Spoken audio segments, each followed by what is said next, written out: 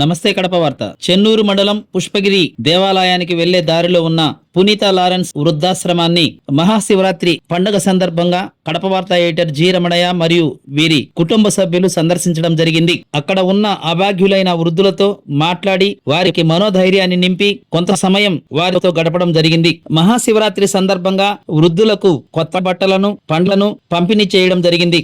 భగవంతునితో సన్నిహిత సంబంధం కలిగి ఉండాలని, భగవంతుని నామస్మరణ చేస్తూ ఎలాంటి చిన్న ఆరోగ్య సమస్యలు వచ్చినా భయపడకుండా ధైర్యంగా ఉండి శేష జీవితాన్ని ఆనందంగా గడపాలని వృద్ధాశ్రమంలో ఉన్న వృద్ధులను కడప వార్త ఎడిటర్ జి రమణయ్య కోరారు. ఒక యేసుక్రీస్తు కావచ్చు, రాముడు కావచ్చు, కృష్ణుడు కావచ్చు, అల్లా కావచ్చు, అది మన భగవంతుడు అందరికీ ఒక్కడే. ఆయన మనకి జ్ఞానం ఇచ్చాడు. ఈ పని చేస్తే బాగుంటుంది, ఈ పని చేయకపోతే బాగుంటుంది అనేది మనం తెలుసుకొని వ్యవహరించాలి. ఇప్పుడు మీరందరూ ఆల్మోస్ట్ ఒక అవసాన దశ, అంటే వృద్ధాశ్రమం, అంటే వృద్ధులు అయిపోయారంటే ఒక పిల్లలు కన్న తర్వాత పెద్దవాళ్ళని చేశారు, పెళ్ళిళ్ళు చేశారు, అన్నీ చేసేసారు. ఇప్పుడు మీకు ఒక ఎక్కడ తిరగలేని పరిస్థితుల్లో ఈ వృద్ధాశ్రమం మీకు ఆశ్రమం కల్పిస్తుంది.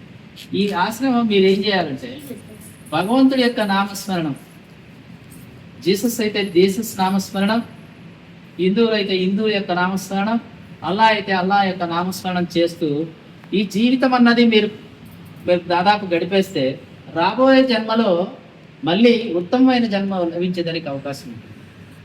అటు కాకుండా ఇప్పుడు మీరు గుర్తుపెట్టుకోండి, ప్రతి వ్యక్తికి ఇప్పుడు ఉన్నటువంటి మీకు ప్రతి ఒక్కరికి బాడీ పెయిన్స్ ఉంటాయి, ఏదన్నా చిన్న చిన్న జబ్బులు వస్తుంటాయి. ఆ జబ్బులకు సంబంధించి ఇబ్బందులు పడుతూ ఉంటారు. ఆ ఇబ్బందులు పడడానికి మనకి ఎటువంటి పరిస్థితుల్లో మన ఈ శరీరాన్ని రిపేర్ చేసుకోవడానికి, ఈ శరీరము రిపేర్ చేసుకోవడానికి మనలో చైతన్యం భగవంతుడు ఇచ్చాడు. ఇప్పుడు కారు రిపేర్ చేసామనుకోండి, కారు రిపేర్ చేసుకోవడానికి మెకానిక్ తెలుసు. ఇది ఎవరు సృష్టించారు? భగవంతుడు సృష్టించాడు ఈ శరీరాన్ని. ఈ భగవంతుడు సృష్టించిన ఈ శరీరాన్ని భగవంతుడే రిపేర్ చేస్తాడు. కానీ నీ మనసు ఎక్కడ పెట్టాలా? భగవంతుడి మీద పెట్టాలా. భగవంతుడి మీద పెట్టినప్పుడే నువ్వు నీకున్నటువంటి అన్ని ఈతి బాధలు, అన్ని రోగాలు తొలగేదానికి అవకాశాలు ఉంటాయి. వాస్తవం చెప్తున్నా, నమ్మండి నమాట.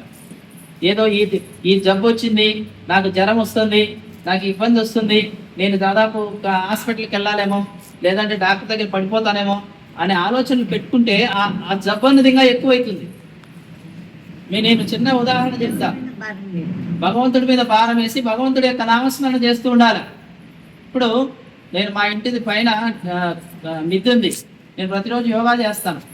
యోగా చేస్తుంటే దాదాపు కొన్ని పావురాళ్ళు వచ్చి అక్కడ వాళ్తాయి. వాటికి ఏం చేస్తానంటే ప్రతిరోజు కొన్ని బియ్యపు గింజలు వేస్తుంటా. ఒకరోజు ఒక పావురం వచ్చింది.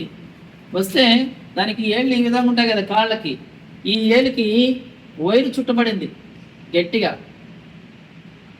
ఈ కాలు మీద పడకుండా పక్క కాలు మీద పడి ఆ గింజలు ఏరుకొని తింటుంది. ఏందబ్బా ఇంత ప్రాబ్లం వచ్చిందే, ఇది ఈ వైరు తీసుకుంటే చచ్చిపోతుందే అనే ఆలోచన వచ్చింది. చచ్చిపోతుందనే ఆలోచన ఎప్పుడైతే వచ్చిందో, లేదు ఇది సావదు, ఇది ఖచ్చితంగా బతుకుతుంది అనే మంచి ఆలోచన వచ్చింది. చెడు ఆలోచన ఏంటి? చచ్చిపోతుంది అన్నది చెడు ఆలోచన. మంచి ఆలోచన ఏది? ఇది ఖచ్చితంగా బతుకుతుంది అన్నది మంచి ఆలోచన.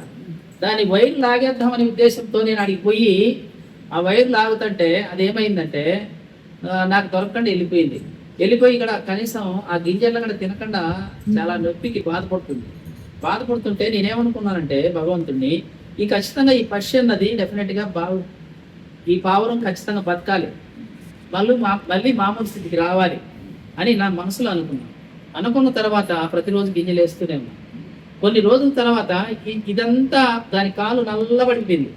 కాలు నల్లబడిపోయేవరికి కాలు ఖచ్చితంగా ఏమన్నా ఇబ్బంది అవుతుంది అనుకుంటే, లేదు ఏమి ఇబ్బంది కాదని మళ్ళీ నాకు నేనే సమాధానం చెప్పుకున్న తర్వాత కొన్ని రోజుల తర్వాత ఏం చేసిందంటే, ఎక్కడైతే వైరు చుట్టుకోబడిందో ఆడి వరకు ఆ ఏలు కట్ అయిపోయిన తర్వాత నల్లబడినటువంటి శరీరం అంతా మళ్ళా యథాస్థితికి వచ్చేసింది. యథాస్థితికి వచ్చిన దాదాపు 1 వీక్కి ఆ పావురం మళ్ళా బాగా బ్రహ్మాండంగా మిగతా అన్ని పావురముల కంటే కూడా బాగా నడవగలుగుతుంది. ప్రతి ఒక్కరూ తప్పనిసరిగా యూట్యూబ్లోకి వెళ్ళి కడప వార్తను లైక్ చేయండి, సబ్స్క్రైబ్ చేయండి. ఇట్లు మీ జి రమణయ్య, ఎడిటర్, కడప వార్త.